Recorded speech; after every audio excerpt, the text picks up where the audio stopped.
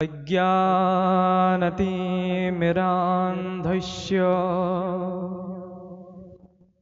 विषयाक्रान्तचेतसा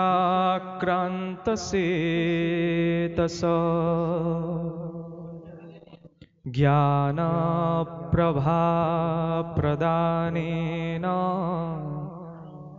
प्रसादं कुरु मे प्रभो।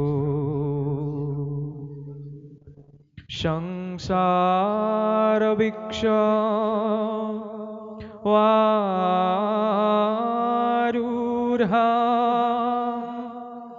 पतन्ति यो नरकार्णवे यस्यानुद्धारते तस्मै श्रीगुरुवे नमः। तरुणजलदकान्तिं सच्चिदानन्दमूर्तिं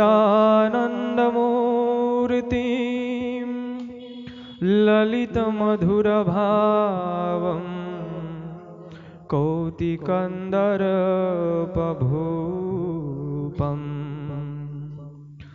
नतवरवररूपं श्यामलं कोमलाङ्गं त्रिभुवनधनसारं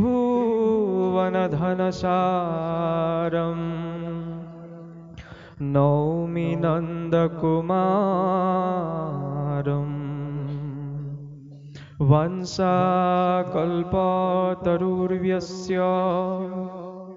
कृपासिन्धुः स पतितानां पावनेभ्यो वैष्णवेभ्यो नमो नमः। शुकमहामुनिपदकमल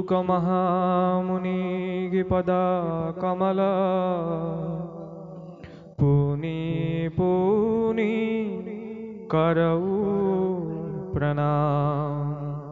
श्रीमद्भागवत कथा करौ सुजान अविराम। श्रीमद्भागवत कथा करौ सुजान अविराम। कृष्ण যে সংসাৰ ৰূপী বৃক্ষত আৰোহ হ'বলৈ গৈ ভৱসাগৰত পতিত হোৱা জীৱৰ উদ্ধাৰৰ নিমিত্তে ঈশ্বৰৰ অংশভূতা শক্তিৰে যি গুৰুৰ আবিৰ্ভাৱ হয়, পোনপ্ৰথমতেই আমি সেই ইষ্ট গুৰু পৰম গুৰু পৰমেষ্ঠি গুৰু পৰাৎপৰ গুৰু সমন্বিত নবিদ্যা येषां শীৰ্ণ শৰণমপি সন্ন্যস গুণাঃ পৰিত্যক্তা লোকৈৰপি বৃজেন যুক্ত শ্ৰুতি জৰাঃ বিমুক্তস্ত বন্দে যদুপতি মহং গোবিন্দ মমলম। যিজনৰ কোনো বিদ্যা নাই, যাৰ কোনো জ্ঞান নাই, আৰু যাক সংসাৰৰ লোকেও মহামূৰ্খ অজ্ঞানী বুলি ভাবি পৰিত্যাগ কৰে, তেনেজন পতিতও যিজনা ভগৱন্তৰ আশ্ৰয়ী হৈ ভৱসাগৰ তৰি যাব পাৰে, আৰম্ভণিতে সেইজনা ইষ্ট প্ৰভু শ্ৰী গোবিন্দৰ চৰণত সেৱা অৰ্পণ কৰাৰ লগতে আজি যি ঐতিহ্যমণ্ডিত খৰিকটীয়া আলিৰ কাষত বিৰাজিত সুন্দৰপুৰ গদাধৰ নগৰ ক আৰু খ নহয় জানো, আৰু লগতে বিষ্ণুনগৰ, এই চাৰিওটি দিশৰ বা চাৰিওখন সমাজৰ ৰাইজৰ সৎ প্ৰচেষ্টা, সৎ ভাৱনা, সৎ ইচ্ছাত এই স্থূল বৈকুণ্ঠ স্বৰূপ গদাধৰ নগৰ নামঘৰত যি পবিত্ৰ দিনত দুদিনীয়াকৈ শ্ৰীমদ ভাগৱত শাস্ত্ৰৰ শ্ৰৱণ আৰু কীৰ্তনৰ মহান যজ্ঞানুষ্ঠান অনুষ্ঠিত হৈছে। সেই পবিত্ৰ নাম ক্ষেত্ৰত ইতিমধ্যেই যোৱাকালিৰে পৰা উপবিষ্ট, আজি পুৱাবেলাৰ পৰা উপবিষ্ট হোৱা আমাৰ সন্মুখত বিৰাজিত হৈ থকা শোকব্যাস স্বৰূপ পাঠেকী প্ৰভু সমস্ত বৈকুণ্ঠৰ পাৰিষদ স্বৰূপ আপোনা সব ভক্ত বৈষ্ণৱবৃন্দ, ব্ৰজৰ গোপাংগনা সদি গায় মাতৃসকল, ভগৱন্ত গোবিন্দৰ নিত্য সংগী গোপবালক স্বৰূপ যুৱ বন্ধুসকল, আৰু যাৰ প্ৰচেষ্টা সদ্ভাৱনাত এই গুৰু আসনৰ সন্মুখত গুৰুবন্তী গছ প্ৰজ্বলিত হৈ আছে, সেই গুৰুবন্তী গছিৰ ইন্ধন স্বৰূপ অনুষ্ঠানটিৰ সমূহ কাৰ্যকৰ্তা আৰু কৰ্মকৰ্তাসকল সহিত সবাৰে অগ্ৰত আমি সেৱা জনাইছোঁ। মনটো ভালো লাগিছে, সেইটো ব্যক্তিগত কাৰণৰ মাজতে সোমোৱাই দিছোঁ যে সন্মুখৰ পাথৰ আসনত আমাৰ নমস্য শ্ৰদ্ধাৰ, আচলতে শ্ৰদ্ধাৰ দ্বিজেন দত্ত ছাৰ, প্ৰভূত বৰুৱা ছাৰ, আৰু কাষতে আমাৰ বহুত আগৰ পিতৃতুল্য তিলক ফুকন প্ৰভুজনা, আৰু লগতে আপোনাৰ খবৰ সমাজৰ সেইকেইজন যিকেইজন আমি আগতীয়াকৈ লগ পাইছোঁ ন, য'ত এই কথাটো এইকাৰণেই কোৱা গৈছে, এইটো নহয় চিনাকি মানুহ দুজনমান দেখিলে আকৌ ভাগৱতৰ মাজত কি উলিয়াব লাগিছে, নহয়। চিনাকি মানুহ দেখিলেতো যমদূতকো মতা যায়, অজামিলে চিনি পালে ন যমদূত, এতিয়া ভকত হয়, ভকতক চিনি পাব লাগিব, নহয় জানো? গতিকে যিকেইজনক আগৰ পৰা চিনি পাইছোঁ, পটককৈ সংযোগ এটা হ'লে এনেই মনটো ভাল লাগে নহয়, সেইবাবে সেই আৱেগত প্ৰকাশ কৰা হৈছে যে বাকীটো সকলোকে আমি ব্যক্তিগত ৰূপত চিনি নাপাওঁ, কিন্তু চিনাকি মানুহকেইজন থাকিলে অকণমান সাহস এটা বেছিকৈ থাকে, সেইকাৰণে আৰম্ভণিৰ পৰা বেছিকৈ উৎপাত কৰি আছোঁ, বুজিছে নহয় কথাবিলাকত। এতিয়া সম্বোধন ধৰোঁতেতো কৈছে বোলে বিশিষ্ট, বিশিষ্ট নহয় নিকৃষ্ট, নহয়নে? এতিয়া কথাবিলাকত গম পাবগৈ কিমান নিকৃষ্ট। ভাগৱতটো আমিও পঢ়িছোঁ, পঢ়ি পেলাই মনত একো ৰখা নাই, কিন্তু মানুহে ভাবে যে মাধুৰ্যই শাস্ত্ৰ যথেষ্ট পঢ়িছে, কৈও ফুৰে অ'তে ত'ত এনেকৈ ঘূৰি ফুৰে, গতিকে যথেষ্ট অধ্যয়ন কৰা চাগে, একো অধ্যয়ন কৰা নাই, হয়নে? দাইল ভাজি শাক বেলেগে বেলেগে বনালে দাইলকণ বেলেগ বুলি মানুহে চিনি পায়, ভাজিকণো বেলেগ বুলি গম পায়। খিচিৰি যেতিয়া বনায় দাইল ভাজি একেই হৈ নাথাকে, তেতিয়া গমেই নাপায় দাইলেই খাইছে নে ভাজিয়েই খাইছে নে ভাতেই খাইছে, খিচিৰি। কথাবিলাকো তেনেকুৱাই। খিচিৰিটো খালি মই এনেকুৱাকৈ এতিয়া পকাই দিম, মানুহে ভাবে বহুত ডাঙৰ কথা কৈছে, নাই কোৱা, এইটো ডাঙৰ পাত, মাজতে পকাই পেলাই থৈ দিম, তাৰপিছত মানুহে ভাবি থাকে কি বহুত ডাঙৰ ডাঙৰ কথা কৈছে, নাই হোৱা, চব জনা কথাই। সমস্যা কি জানেনে? আমাৰ আকৌ গাঁৱৰ ঘৰৰ মানুহজনে সেই একেকেইটা কথা ক'লে মানে ইমান গুৰুত্ব দিয়া নাযায়, এই বাদ দিয়া থোৱাহে, মোবাইলত ওলোৱা কোনোবা এজনে ক'ব লাগিব, তেতিয়া শুনিব, শুনাটো বহুত ডাঙৰ কথা। আকৌ ভাগৱতৰ মাৰ্গত যে কৈছে, শুনা সভাসদ সব যুগুতি বচন, হৰি ভকতিৰ আদি জানিবা শ্ৰৱণ। যে সভাত বহি থকা লোকসকল কি ক'ল বোলে, হৰি ভক্তিৰ আদি শ্ৰৱণ। এইটো কথা চবেই জানে, সমস্যা আছে তাত, শুনাটো বৰ টান কাম। নামঘৰ এতিয়া বহি থকাৰ পৰা বাকী জগতখনলৈ চকুটো দি চাওকচোন, কোনেও কাৰো কথা নুশুনে, ঘৰতো নুশুনে, আপোনাৰ ঘৰত শুনিব পাৰে, মোৰ ঘৰত নুশুনে। শুনাটো বৰ টান। কেতিয়াবা পিতৃ মাতৃ অসন্তুষ্ট হ'ব লগা হয়, ল'ৰা ছোৱালীয়ে কথা ক'লে নুশুনে। ল'ৰা ছোৱালীও আকৌ নিজা এক্সপেক্টেশ্যন কিছুমান থাকে, এই মা দেউতাক কৈ আছোঁ বোলে মা দেউতাই নুশুনে, শ্ৰৱণ নাই, নহয়নে? শিক্ষানুষ্ঠানটোতো তেনেকুৱা কেতিয়াবা হৈ যায়, শিক্ষকে বুজাইহে বুজাই, ল'ৰা ছোৱালীয়ে কেতিয়াবা নুশুনে। ল'ৰা ছোৱালীও কেতিয়াবা এক্সপেক্টেশ্যন কিছুমান থাকে, এপ্লিকেশ্যনখন দিছোঁ ছুটীটো দিয়ক, এতিয়া ক্লাছ ক্ষতি হ'ব বুলি শিক্ষকজনেও কেতিয়াবা ছুটীটো নিদিয়ে, হয় নহয়? চবৰে নিজৰ নিজৰ জেগাত এক্সপেক্টেশ্যন কিছুমান থাকে। গোটেই ৰাষ্ট্ৰখনতো তেনেকুৱা, জনতাই কৈ থাকে এটা, চৰকাৰে নুশুনে, বেজীটো দি থৈ দিয়ে। পিছত আকৌ জনতাই কৈ থাকিলে চৰকাৰে নুশুনে, চৰকাৰে ক'লে জনতাই নুশুনে। ভাগৱতত এইবোৰ কথা কিয় ওলাইছে? ইয়াতো একেই, ভগৱানে কৈ থাকিলে আমি নুশুনো, আমি কৈ থাকিলে ভগৱানে নুশুনে। কম এটা, বিচাৰিছোঁ এটা, হয়গে এটা, নহয়নে? তেওঁ কৈছে এটা, কৰোঁ এটা, তেনেকুৱা পৰিস্থিতিত এতিয়া 1-2 ঘণ্টা যে শুনিবলৈ বহিছে, বহুত ডাঙৰ কথা, নহয়নে? নহ'লে কি দৰকাৰ আপুনিয়ে ভাবি চাওকচোন। আজিৰ যুগত মানুহক আমি কয় নাই, এই কাৰো কথা শুনিবলৈ সময় নাই দে, সঁচাকৈও নাই। জীৱনটো বহুত কম দিনীয়া ন, ইমান কম দিনত মানুহে কি কৰিব, কিমান ভাবিব? সংসাৰখন দিনক দিনে ইমান জটিল হৈ গৈছে, হয়নে নহয়? সমস্যা ঢেৰ। গতিকে তেনেকুৱা এটা পৰিস্থিতিৰ মাজত এই যে ঈশ্বৰৰ প্ৰতি কিবা এটা আছে, এই প্ৰেম এয়াই, নহ'লে কোনো ভিত্তি নাথাকে। চাওক, সাংসাৰিক যিমান শ্ৰদ্ধা, ভক্তি, মৰম, ভালপোৱাৰ কথা কওঁ ন, এই সকলোৰে এটা লিমিটেশ্যন আছে। বহুত ডাঙৰ কথা নাই। লিমিটেশ্যনটো ক'ত আছে জানেনে? এটা পইণ্টত গৈ ৰৈ যায়গৈ। সেই পইণ্ট হৈছে 5টা পইণ্ট দিছে, যাক আমি ভাগৱতৰ দৃষ্টিৰে পঞ্চতন্মাত্ৰ বুলি কওঁ: শব্দ, ৰূপ, ৰস, গন্ধ, স্পৰ্শ। যিমানবিলাক সংসাৰৰ অনুভৱ ন, এই 5টাৰ ওপৰত নিৰ্ভৰশীল। আৰু এই মানুহজনক শ্ৰদ্ধা কৰিবলৈ হ'লে মানুহজনৰ ৰূপটো লাগিব, নহয়নে? স্পৰ্শ লাগিব, শব্দটোও লাগিব। আমাক যদি কয় এনেকুৱা মানুহ এজনক তুমি ভাল পোৱা, যিজন মানুহৰ ৰূপটো তুমি কাহানিও জীৱনত দেখিবলৈ নোপোৱা, যিজন মানুহক তুমি কাহানিও জীৱনত স্পৰ্শ কৰিব নোৱাৰা, যিজনৰ শব্দ কাহানিও শুনিব নোৱাৰা, সম্ভৱ হ'বনে? আমাৰ মানুহে ভাল পোৱা বাদ দি দিব। বিনা স্পৰ্শত ক'ৰ পৰা ভাল পোৱা, বিনা ৰূপত ক'ৰ পৰা ভাল পোৱা? শুনিবলৈ অকণমান টান লাগিব পাৰে আৰু, কিন্তু সেইটোৱেতো সত্য। ৰূপটোতো লাগিবই, নহয়নে? শব্দও লাগিব, স্পৰ্শও লাগিব। কিন্তু ভগৱানৰ ক্ষেত্ৰত এনেই যদি আমি চাওঁ, ভগৱন্তক আজিলৈকে আমি কোনো প্ৰত্যক্ষ ৰূপত দেখা নাই, নহয়নে? চৰ্মচক্ষু এইটো দেখা নাই। ভগৱন্তক আজিলৈকে আমি স্পৰ্শ কৰি চাব পৰা নাই। এইটো কথা সুকীয়া বোলে, ভাগৱতেইচোন ভগৱন্তৰ বাংময় মূৰ্তি, সেইটো কথা সত্য। প্ৰত্যক্ষ ৰূপত আমি ভগৱন্তক স্পৰ্শ কৰা নাই ন, ৰূপটো দেখা নাই, তেওঁ শব্দও প্ৰত্যক্ষ ৰূপত শুনা নাই। তেতিয়াহ'লে তথাপিও তেওঁৰ প্ৰতি মানুহৰ মনত যে শ্ৰদ্ধা ভক্তি আছে। বাকীখন সংসাৰতচোন ৰূপটো নহ'লে, গন্ধ নহ'লে, শব্দ নহ'লে একোৱেই নচলে। আৰু এইখিনিতে চমৎকাৰ, কিবা এটা বিশেষ ৰিলেশ্যন আছে ন, সেই ৰিলেশ্যনটোক জনাৰ পথেই হৈছে ভাগৱত। ভাগৱত অলপ আগত যে মই কৈছিলোঁ, সেইটো অকণ অহংকাৰতেই কৈছিলোঁ। কি অহংকাৰত কৈছিলোঁ? যে ময়ো ভাগৱত পঢ়িছোঁ, মই ভাগৱত পঢ়িছোঁ।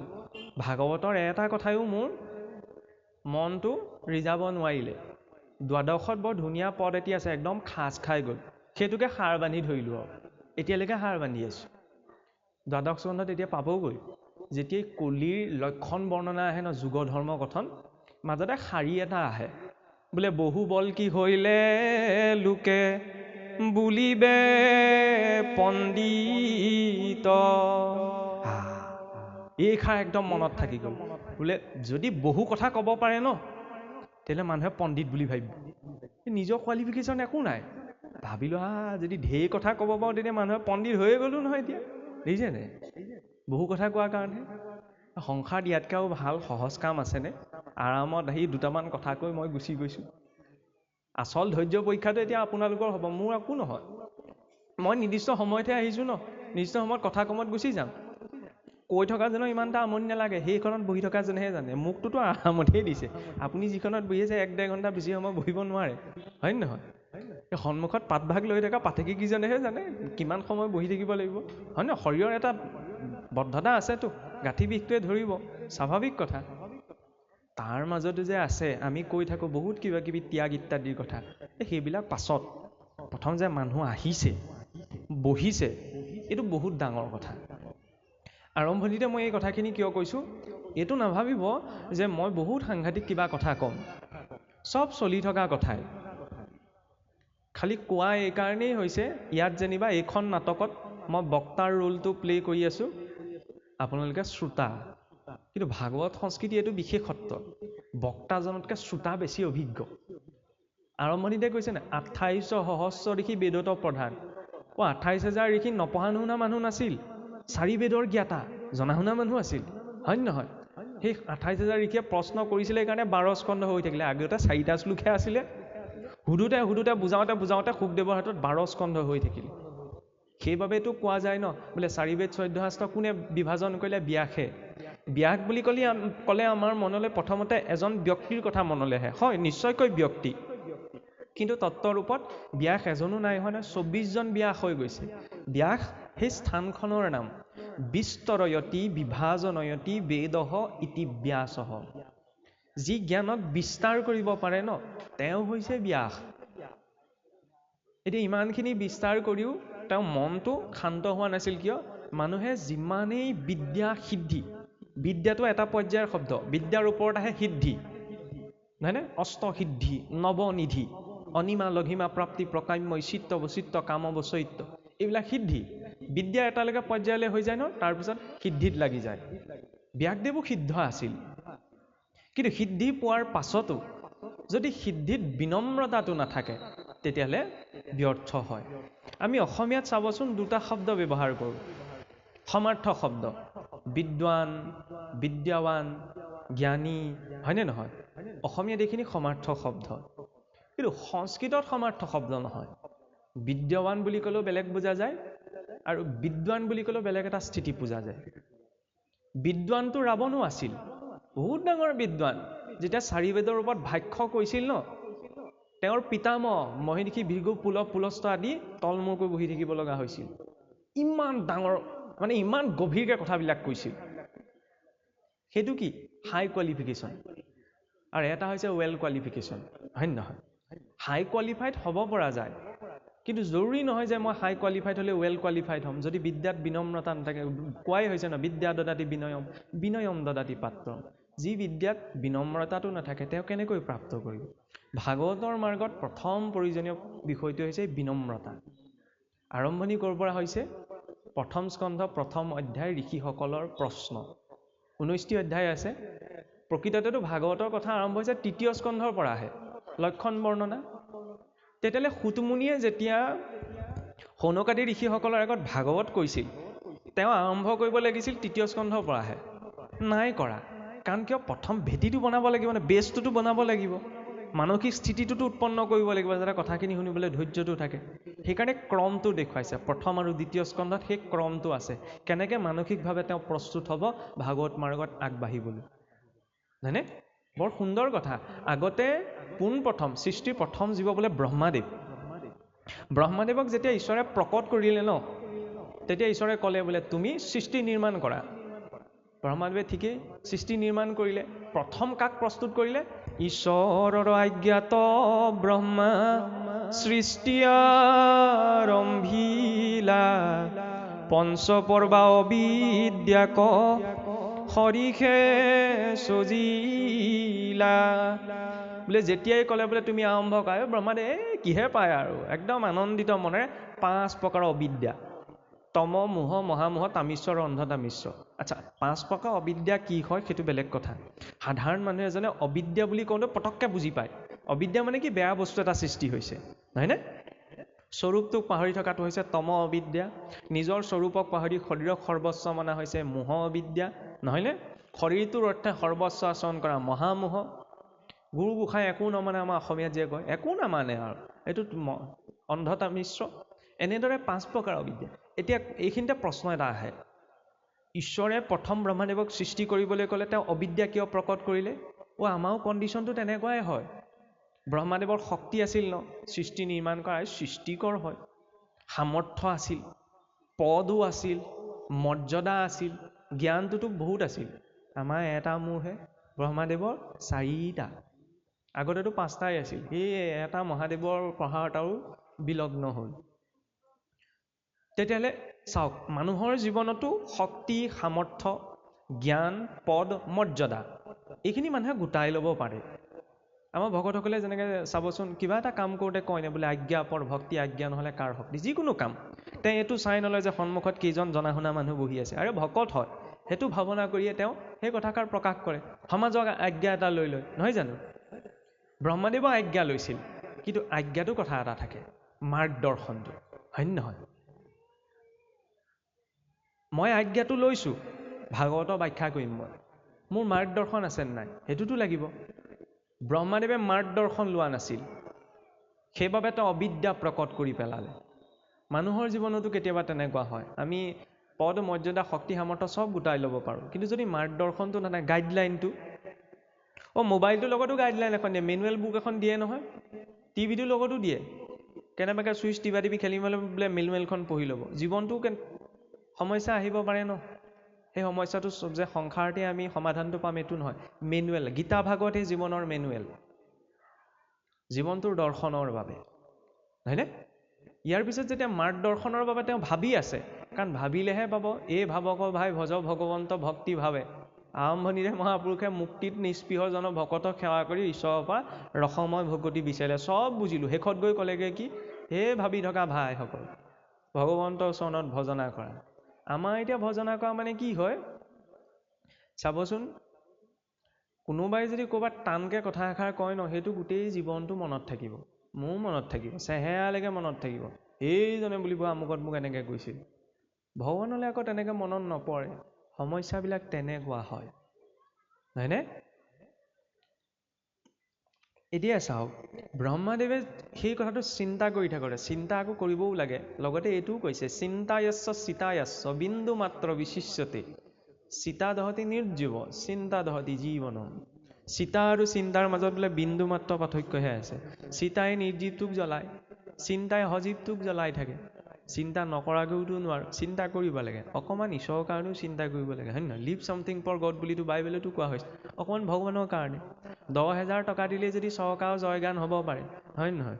কিছুমানে আনিবলৈ গৈতো ঢেচকৈ পৰিও দিয়েগৈ, গোটেই দিনটো লঘোণে ভোকে থাকিব। এইটো আপত্তি জনাবলৈ মই কোৱা নাই, ভাল কথা।